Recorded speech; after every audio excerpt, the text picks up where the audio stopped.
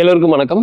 இதுவரை நடந்துட்டு இருந்த இந்த 7 நாள் பிரம்ம முகூர்த்த ப்ரோக்ராம் 14 டேஸ் பிரம்ம முகூர்த்த ப்ரோக்ராமா இந்த பேட்ச் வந்து நம்ம சேஞ்ச் பண்ணியிருக்கோம். எப்போ நடக்க இருக்கு அப்படின்னு சொல்லி பார்த்தீங்கன்னா November 3rd to November 16th வரைக்கும் நடக்க இருக்குது. ஸோ நிறைய பேர் நீங்க கேட்டுக்கொண்டதன் பேரில் கிட்டத்தட்ட ஒரு 21 நாள் வேக்கப் சேலஞ்ச் பண்ணீங்க அண்ட் 10 டேஸ் சந்திரகிருஷ்ணா சேலஞ்ச் பண்ணீங்க. ஸோ பிரம்ம முகூர்த்தம் மட்டும் ஒரு 7 டேஸ் மட்டும் தான் உங்க கூட பயணம் பண்ற மாதிரி இருக்கு, கொஞ்சம் நாள் அதிகமா பயணம் பண்ற மாதிரி தான் நல்லா இருக்கும் அப்படின்னு சொல்லி கேட்டதுனால இந்த பேட்ச் வந்து 14 டேஸா நம்ம சேஞ்ச் பண்ணியிருக்கோம். வித் சேம் ஃபீஸ் 7 டேஸ்க்கு என்ன இருந்ததோ அதே ஃபீல தான் நம்ம 14 டேஸ் நடத்துறோம். ஸோ லிமிடெட் சீட்ஸ் மட்டும் தான் அவைலபிள் இருக்குது. நீங்களும் இந்த ப்ரோக்ராம்ல கலந்துக்கணும் அப்படின்னா லிங்க் டிஸ்கிரிப்ஷனும் அண்ட் ஃபர்ஸ்ட் கமெண்ட்லயும் இருக்குது, கிளிக் பண்ணி ஜாயின் பண்ணிக்கலாம். அதே மாதிரி இந்த 14 நாள் என்ன மாதிரியான ஸ்கெடியூல்ஸ்ல ரன் ஆக போகுது அப்படின்றத அந்த லிங்க்லயே நீங்க பார்த்து தெரிஞ்சுக்கலாம். அழைக்கிறான் மாதவன். எல்லோருக்கும் வணக்கம். ஸோ இன்னைக்கு நம்ம பேச போற டாபிக் வந்து ரொம்ப இம்பார்ட்டண்ட்டான ஒரு டாபிக். அதாவது எல்லா விஷயமும் ரொம்ப இம்பார்ட்டன்ட் சொல்லி சொல்கிறோமே, ஒரு நாள் பேசும்போதும் இது ரொம்ப முக்கியமான ஒரு டாபிக்கு, இது ரொம்ப முக்கியமான டாபிக் அப்படின்னு சொல்லி டெய்லியுமே சொல்லும்போது என்னடா டெய்லியுமே வந்து இது ரொம்ப முக்கியம் அப்படின்னு சொல்லிகிட்டே இருக்கிறோன்னு சொல்லி உங்களுக்கு ஒரு கேள்வி வரலாம். ரொம்ப அடிப்படையில் ஒரு விஷயத்தை புரிஞ்சுக்கணும்னா, நம்மளுக்கு இதுக்கு முன்னாடியே தெரிஞ்ச ஒரு விஷயமாக இருந்தாலும் அதை மீண்டும் மீண்டும் கேட்கும்போது வேற மாதிரியான பெர்ஸ்பெக்டிவ்ல பார்க்கறதுக்கான ஒரு வாய்ப்பு இருக்கு. அப்போ அதனால தான் ரொம்ப இம்பார்ட்டன்ட், ஃபுல்லாக பாருங்க அப்படின்னு சொல்றதுக்கான காரணம் என்னன்னா, இந்த ஒரு விஷயம் சொல்லும்போது, இந்த எக்ஸாம்பிளோட சொல்லும்போது சில விஷயங்கள் உங்களால் புரிஞ்சுக்க முடியும். அதே மாதிரி இதுக்கு முன்னாடி அதே ஒரு விஷயத்துல நீங்க பயணம் பண்ணியிருந்தாலும் இப்போ கொஞ்சம் கவனிச்சு சில விஷயங்களை கேட்கும்போது ரொம்ப ஆழமா சில விஷயங்கள் உங்களுக்கு புரியறதுக்கான ஒரு வாய்ப்பு இருக்கு. அதனால இந்த வீடியோ உங்களுக்காக தான். ஸோ முழுமையா ஸ்கிப் பண்ணாம பாருங்க. அடிப்படையில் நம்ம ஸ்பிரிச்சுவலாக ட்ராவல் பண்ணுறோம் அப்படின்னு சொல்லி நிறைய விஷயங்கள் நம்ம இந்த ஸ்பிரிச்சுவலாக இருக்கிறதுக்கான சில விஷயங்கள் நம்ம வச்சுக்கிறோம். ஸோ இப்படிலாம் இருந்தால் ஸ்பிரிச்சுவல் அப்படின்னு சொல்லி நம்ம ட்ராவல் பண்ணுறோம், தியானம் செய்கிறோம், கோவில் போகிறோம், பஜனை பாடுறோம், என்ன வேணால் இந்த மாதிரி இறைவனுடன் ஏற்படக்கூடிய அந்த தொடர்பை நம்ம இந்த ஸ்பிரிச்சுவலாக நான் ட்ராவல் பண்ணிக்கிறேன் அப்படின்னு சொல்லி நம்ம சொல்லிக்கிறோம். இப்போ நல்லா கவனித்து பார்த்தீங்கன்னா நிறைய பேர் இறைவன் இறைவன் இறைவன் அப்படின்னு சொல்லி பயணம் பண்ணியும் நிறைய விஷயங்கள் தியானம் செஞ்சு நிறைய இடங்களில் தீட்சை வாங்கி அதே மாதிரி வந்து ஏதோ சில யோகங்களை வந்து கடைபிடிச்சிட்டு இருந்தாலும் இந்த மனித வாழ்வில் அப்படின்னு சொல்லி பார்க்கும்போது சில பிரச்சனைகள் அப்படின்றது இருக்கத்தானே செய்யுது. இப்போ நான் நல்லா கிட்டத்தட்ட ஒரு 12 இயர்ஸாக ட்ராவல் பண்ணுறேங்க, நான் ஒரு 15 இயர்ஸாக ட்ராவல் பண்ணுறேங்க, நான் இதை வந்து கற்றுக்கிட்டு வந்து எனக்கு ஒரு 25 இயர்ஸ் ஆச்சு. ஸோ 25 இயர்ஸாக நான் இப்படி தான் நான் ட்ராவல் பண்ணிட்டு இருக்கேன் அப்படின்னு சொல்லி பல விஷயங்கள் நீங்கள் சொன்னாலும், ஆனால் இது ஏதோ ஒரு விதத்தில் மன சஞ்சலங்கள் இருந்துகிட்டே தான் இருக்குது, மன போராட்டம் என்பது இருந்துகிட்டே தான் இருக்குது. அப்போது நிறைய கவுன்சிலிங்லாம் நம்ம பேசும்போது நிறைய பேர் வந்து சொல்லுவாங்க, அது அவங்க உண்மையை உணர்ந்தவர்களாக இருந்தாலும் இந்த உடல் நான் இல்லை, இந்த உள்ள இருக்கக்கூடிய ஆன்மா தான் நான், இந்த மனம் நான் இல்லை இப்படின்னக்கூடிய விஷயங்கள் புரிஞ்சுக்கிட்டாலும் இந்த பிரச்சனைகள்னு ஒன்று வரும்போது நம்ம அது கூட வந்து தொடர்பு ஏற்படுத்திக்கிறோம். அப்போது இந்த பிரச்சனைகள் இருந்துகிட்டே இருக்குது, மனதளவால் இருக்கக்கூடிய பிரச்சனைகள் இருந்துகிட்டே இருக்குது. இதை நல்லா கொஞ்சம் டீப்பாக ஒரு விஷயத்தை நம்ம அனலைஸ் பண்ணி பார்த்தோன்னா ஏன் நடக்குது அப்படின்னக்கூடிய கேள்வி எல்லோருக்கிட்டையுமே வந்து இருக்கும். இப்போது நான் கவுன்சிலிங் பேசும்போதும் ஒரு செஷன் நான் பேசும்போதும் எனக்கு ஏன் இது நடக்குது அப்படின்னக்கூடிய கேள்வி தான் அவங்களோட முதன்மையான ஒரு கேள்வியாக இருக்குது. நான் நிறைய இதுக்கு முன்னாடி நான் பாவம் பண்ணிட்டேனா, இல்லை வந்து இதுக்கு முன்னாடி நான் வந்து ஏதோ ஜென்மத்தில் செய்த தவறுகள் இப்போ என்னை வந்து இந்த மாதிரி பிரச்சனைக்குள்ளே ஆக்கியிருக்கா, இந்த மாதிரி நிறைய கேள்விகள் நடந்ததை தாண்டி ஏன் இது நடந்தது அப்படின்னக்கூடிய கேள்விக்கு தான் அவங்க விடை தேடிட்டு இருப்பாங்க. நிறைய பேர்கிட்ட போய் கேட்டுட்டு இருப்பாங்க, இது ஏன் எனக்கு நடந்துச்சு, இது ஏன் எனக்கு நடந்துச்சு அப்படின்னு. இப்போ இதை பற்றின ஒரு டீட்டெயில் நீங்கள் அனலைஸ் பண்ணணும் அப்படின்னா அது நம்ம அறிவை கொண்டு அனலைஸ் பண்ண முடியாது. பட் விழிப்பாக இருக்கிறது மூலமாக ஓகே இது நம்ம ஏதோ ஒரு விஷயத்த பண்ணியிருக்கோம், அதுக்கு நம்மளுக்கு நடக்குதுன்றதை நம்ம புரிஞ்சுக்கலாம். ரொம்ப டீப்பாக அதை அனலைஸ் பண்ணிகிட்டே இருந்தோன்னா இது ஏன் நடக்குது, ஒருவேளை இதுக்காக தான் இது நடக்குதோன்னு சொல்லி எப்பயோ நடந்த ஒரு வினையோட பலன் இப்போ நடக்கும்போது நமக்கு இந்த மாதிரியான ஒரு குழப்பம் வரும்போது அதை திரும்ப அனலைஸ் பண்ணிகிட்டே இருந்தீங்கன்னா திரும்ப ஒரு குழப்பமான ஒரு சூழலுக்குள்ளே தான் நீங்கள் போவீங்க. அப்போ அதை அனலைஸ் பண்ணுறதை விட்டுட்டு ஒரே ஒரு விஷயத்த மட்டும் உங்களோட மைண்டுக்கு நீங்கள் கொண்டு வர வேண்டிய அவசியம் இருக்குது. இந்த பிரபஞ்சத்தில் நீங்கள் கவனித்து பார்த்தீங்கன்னா எல்லாம் சமநிலையை நோக்கி தான் பயணம் பண்ணுது, எல்லாமே சமநிலை இதை நோக்கி தான் பயணம் பண்ணுது. இப்போ ஒரு எக்ஸாம்பிள் சொல்லணும் அப்படின்னா, உங்களோட உடல் இப்போது ஒரு நியூட்ரலான ஒரு ஸ்டேட்டில் இருக்குது. இப்போ ஏதோ வந்து நீங்கள் சாப்பிட்றீங்க, ஏதோ ஒரு ஃபுட்டு சாப்பிட்றீங்க, அந்த ஃபுட் வந்து உங்களுக்கு ஒரு ஃபுட் பாய்சனாக மாறிடுதுன்னு வச்சுப்போம். இப்போ அந்த ஒரு ஃபுட் பாய்சன் என்ன பண்ணும் அப்படின்னா, இந்த உடலுக்கு அது சரி இல்லை அப்படின்னு அது முடிவு எடுத்துருச்சுன்னா, ஒன்று ஏதோ ஒரு வழியாக அதை வெளியே தள்ளுறதுக்கு தான் பிளான் பண்ணும். நீங்கள் நல்லா கவனிச்சு பார்த்தீங்கன்னா தெரியும். இந்த உடலை பற்றி பார்த்துக்கிட்டாலே மற்ற விஷயங்கள் நம்மளால புரிஞ்சுக்க முடியும். அப்போது இது நமக்கு தேவையில்லை அப்படின்னு சொல்லி அது ஃபீல் பண்ணிடுச்சுன்னா, அது வெளியே தள்ளுறதுக்கு திரும்பவும் சமநிலைப்படுத்துறதுக்கு அது முயற்சி பண்ணிகிட்டே இருக்கும். இப்போது ஒரு பாதிப்பு ஏற்படும் போது அந்த பாதிப்பை சமநிலைப்படுத்துறதுக்கு ஒரு முயற்சி உள்ள நடந்துக்கிட்டே இருக்குது இந்த பிரபஞ்சத்தில். அப்போது இந்த மீண்டும் அந்த சமநிலைப்படுத்துறதுக்கு ஏதோ உள்ள ஒரு ப்ராசஸ் நடக்குது. அது வந்து காய்ச்சலாக வரலாம், வாமிட்டாக உங்களுக்கு வரலாம், சளியாக வெளியே வரலாம், இல்லை ஏதோ ஒரு கழிவுகளாக இந்த மாதிரி வெளியே வந்துக்கிட்டே இருக்கும். அப்போது நீங்கள் நல்லா கவனித்து பார்த்தீங்கன்னா, அந்த ஒரு ஃபீவர் வந்ததுக்கப்புறம் இந்த மாதிரி சளி பிடிச்சிட்டு போனதுக்கப்புறம் உடல் திரும்பவும் சமநிலை பெற்று அந்த தகுதியில் திரும்ப நிறுத்தி வைக்குது. இந்த பிரபஞ்சம் அப்படி தான் செயல்படுது.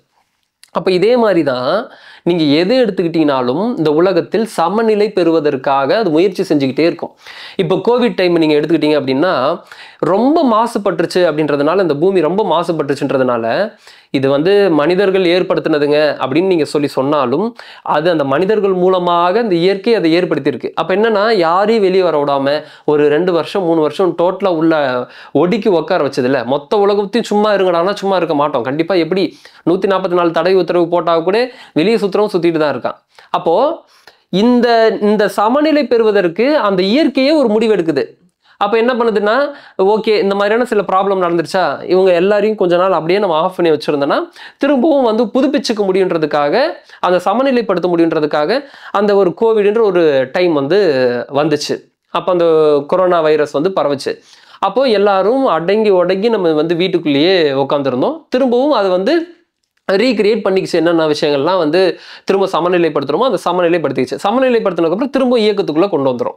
இதே மாதிரி நம்ம உடலையும் நான் இப்போ முன்னாடி சொன்ன மாதிரி ஃபீவர் வருதா, அதே மாதிரி சளி பிடிக்குதா, இல்லை ஏதோ ஃபுட் பாய்சன் மாதிரி உங்களுக்கு ஏற்படுது அப்படின்னா அந்த வாமிட் பண்ணி அதை வெளியே தள்ளிடும். இந்த மாதிரி உள்ளே இருக்கக்கூடிய விஷயத்தை திரும்ப சமநிலைப்படுத்துறதுக்காக நடக்குது. இதே தான் நீங்கள் இதற்கு முன்னாடி செய்த வினைகள்னு ஒன்று இருக்குல்ல, இதுக்கு முன்னாடி செஞ்ச வினை, அந்த வினையை சமப்படுத்துறதுக்காக இந்த பிறப்பு என்பது கொடுக்கப்படுது. இதுக்கு முன்னாடி ஏதோ ஒரு விஷயம் செஞ்சுருக்கோம், அந்த விஷயத்தினோட சமநிலை பெறுவதற்காக ஒன்று நடந்துருச்சு, திரும்ப சமநிலை பெறணும். சமநிலை பெற்றுட்டா மீண்டும் இந்த இடத்துல அந்த விஷயம் நடக்காமல் இருக்கும். திரும்பவும் அந்த சமநிலைக்கு கொண்டு வரும்போது அடுத்த கட்ட நிலைக்கு நீங்கள் உயர முடியும். இப்போது ஒரு அடி ஒன்று நீங்கள் அடிச்சிட்டிங்க யாரையோ, திரும்பவும் அந்த அடியை நீங்கள் வாங்கினாதான் இது சமநிலை பெறும். அப்போ என்னன்னா, திரும்பவும் அவனை கிரியேட் பண்ணி அவனை வர வச்சு, இல்லை இன்னொருத்தர் மூலமாக அதை அடிக்க வச்சு, இந்த மாதிரி அது கிரியேட் பண்ணிக்கிட்டே இருக்கும். அப்போ அந்த இடத்துல அதை சமநிலை பெற வைக்கிறதுக்கு திரும்பவும் ஏதோ ஒரு விஷயத்த பண்ணி நீங்கள் அங்கே ப்ராசஸ் பண்ணுது அந்த பிரபஞ்சம். இப்படி எல்லா விஷயத்தையும் நீங்கள் அனலைஸ் பண்ணிக்கிட்டே இருந்தீங்கன்னா, அது சமம் அப்படின்னக்கூடிய நிலைக்கு வர்ற வரைக்கும் அது ஏற்படுத்திக்கிட்டே இருக்கும். அப்போது எனக்கு நடக்கக்கூடிய பிரச்சனையா அப்படின்னா, ஆமாம் நீங்கள் ஏதோ சில விஷயங்கள் செஞ்சுருக்கிறீங்க, அதை சமப்படுத்துறதுக்காக. இப்போ ஒருத்தர்கிட்ட நம்ம அடிச்சு பிடுங்கி ஒரு விஷயத்த நம்ம சேர்த்துருப்போம், இல்லை அடிச்சு பிடுங்கி அவனை ஏமாற்றி ஒரு விஷயத்த வந்து நம்ம பணம் சேர்த்துருப்போம். திரும்பவும் அந்த பணம் என்ன பண்ணும் அப்படின்னு சொல்லி பார்த்தீங்கன்னா, உங்ககிட்ட இருந்து எப்படி போகுமோ அது அந்த வழியில் அதை எடுத்துகிட்டு போகும். அந்த இயற்கை அதை எடுத்துகிட்டு போகும். அப்போ திரும்பவும் அதை எடுத்துகிட்டு போகும்போது உங்களுக்கு பெயின் இருக்கும். ஏன்னா இது உங்களுக்கு கொடுக்கக்கூடிய பாதிப்பு கிடையாது. திரும்ப அதை சமநிலைப்படுத்தணும்னா அது அதை தான் பண்ணி ஆகும்.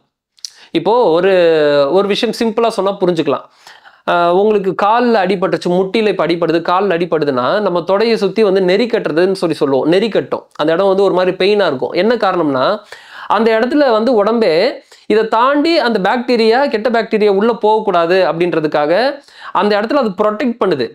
அப்போ திரும்ப அதை சமநிலைப்படுத்தினதுக்கப்புறம் அதை ரிலீஸ் பண்ணும். அந்த இடத்துல அந்த காயம் மாறுற வரைக்கும் அதோட ப்ராசஸ் இருந்துகிட்டே இருக்கும். அப்போது காலில் ஒரு காயம் ஏற்படுதுன்னா நீங்கள் நல்லா கவனிச்சு பாருங்க, திரும்பவும் அந்த ஸ்கின் எல்லாமே சரியாகிற வரைக்கும் சுற்றி அதை அரிக்கக்கூடியது இருந்துகிட்டே இருக்கும். அது என்னன்னா திரும்ப சமநிலைப்படுத்துது. அந்த இப்போ காயம் ஏற்பட்ட இடத்துல சுற்றி அரிச்சுக்கிட்டே இருக்கும். ஆறுது, அரிக்குதுன்னா ஆறுது அப்படின்னு சொல்லி நம்ம சொல்லுவோம். அப்போது அந்த ஒரு ப்ராசஸ்லேயே என்ன இருக்குன்னா, திரும்பவும் அது நார்மலான ஒரு ஸ்டேட்டுக்கு வரணும். இதுதான் இந்த மொத்த பிரபஞ்சத்தோட இயக்கமே. இப்படி தான் இயங்குது. திரும்பவும் அது நார்மலான ஒரு ஸ்டேட்டுக்கு வரணும். இப்படி தான் ஒரு விஷயம் நடக்குதுன்னும் போது, இந்த கர்ம வினைகளும், நம்ம செய்த கர்ம வினைகளும், நம்ம யாரோ ஒருத்தருக்கு நினைச்ச ஒரு விஷயமும், நம்ம பேசின ஒரு விஷயமும் மீண்டும் நமக்கு வருதுன்றதை நம்ம புரிஞ்சுக்கிட்டோம்னா இந்த இடத்துல மன நிம்மதி ஏற்பட்டுரும். இல்லைன்னா மன நிம்மதி ஏற்படாது. ஏன் இது எனக்கு நடந்துச்சு, ஏன் இது எனக்கு நடந்துச்சுன்னு சொல்லக்கூடிய அந்த கேள்விகள் மட்டும்தான் இருந்துகிட்டே இருக்கும். இந்த கேள்விக்கு நீங்கள் விடை தேடினீங்கன்னா எத்தனை செயல்களுக்கு நீங்கள் விடை கண்டுபிடிக்கணும்னு பாருங்கள். இப்போது இன்னைக்கு ஒரு இப்படி லேசாக இப்படி ஒரு விஷயத்தை நகர்த்திட்டீங்க, இப்படி ஒரு லேசாக இந்த சைடு ஒரு விஷயத்தை நகர்த்திட்டீங்க, இப்படி நகர்த்தினதுனால அதனால ஒரு விஷயம் நடக்கும். இப்போ இதை நகர்த்தினதுனால இது ஒரு விஷயம் நடக்கும்.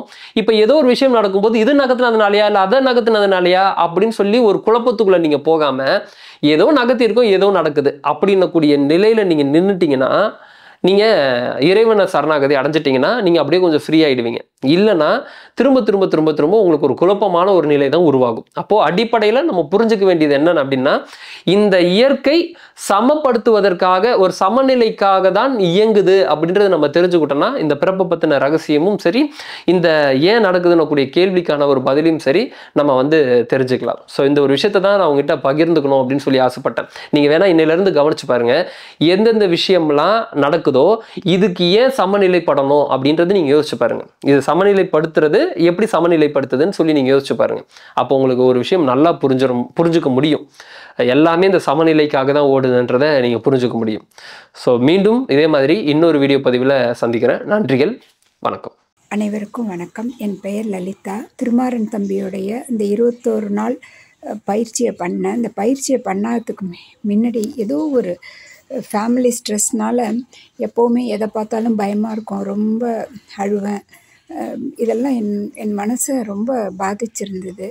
ஆனால் இந்த பயிற்சியை பண்ணதுக்கப்புறம் இந்த லவ் அண்ட் கம்பேஷன், சக்கரா தியானம், ஃபர்கிவ்னஸ் பற்றி பண்ணுறது, நம்ம அந்த மைண்ட்ஃபுல் தாட்டை நம்ம ஒவ்வொரு வினாடியும் நம்ம செய்கிற ஒவ்வொரு செயலையும் இந்த கவனத்தோடு செய்கிறது, இந்த மாதிரியான பல பயிற்சிகளும் பண்ணி நான் இப்போ ரொம்பவும் தெளிவாகவும் மன அமைதியாகவும் ஒரு நம்பிக்கையோடையும் இருக்கேன்.